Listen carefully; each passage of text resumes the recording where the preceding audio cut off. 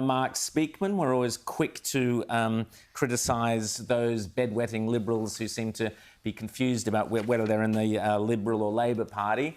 Speakman often seems very confused. He was, I think, voting yes for the Voice not long ago. But he has come out, so we give credit where credit is due, in opposition to the offshore wind farms. Better late than never, Mr Speakman. Glad to see you finally understood that you oppose a government is how you win. That's just amazing. It helps. There. Something the Victorian Liberals still haven't figured out, but let's just give them time. You know, I'm sure they can be in opposition for a few more decades. But let's talk about the change here, because it comes as taxpayers are going to be up for a 5-fold increase in backing renewable projects. So they're going to be underwriting these projects. If they fail, we pick up the bill, and too often they do fail, or the costs go crazy. Every time. Again, this is another Chris Bowen ideological There's a lot of detail in this plan here too. People need to understand what Chris Bowen has proposed here.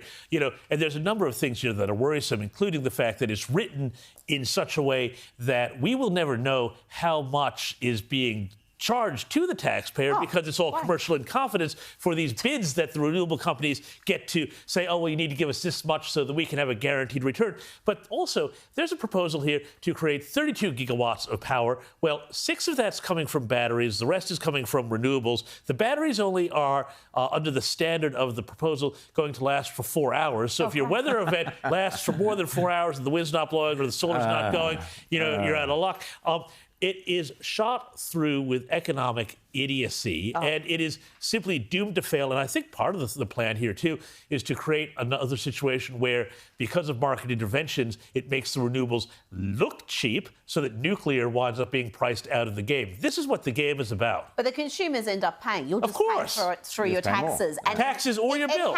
We have to have complete clarity in how much this is costing. You cannot play tricks with commercial incompetence to try to hide this data, because this is crucial. And if you're wondering why so many people in the top end of town are all for renewables and really onto this climate change bandwagon, because they're invested in it, because they stand to gain enormously. And when the taxpayer's funding it, that money is guaranteed. You take any current Albanese government policy and you've got the 3 I's.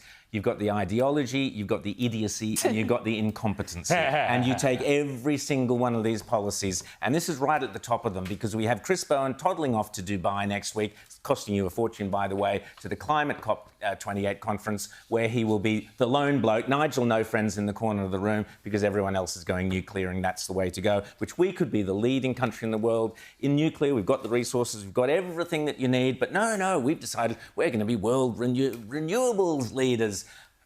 Complete disaster. As Rita says, the numbers simply don't add up. We've also got the Reserve Bank have come out and said, oh, by the way, interest rates are going to keep going up, inflation's going to keep, whatever it is, because basically Chalmers is a goose as well.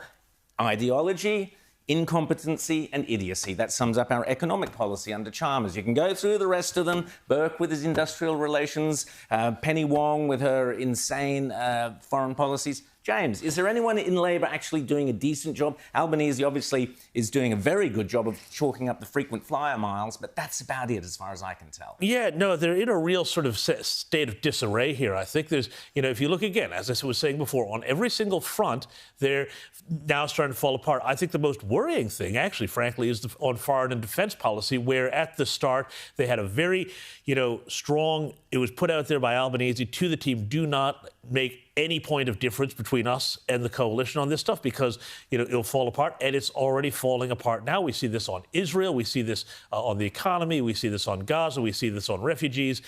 This government is falling apart, and falling apart fast.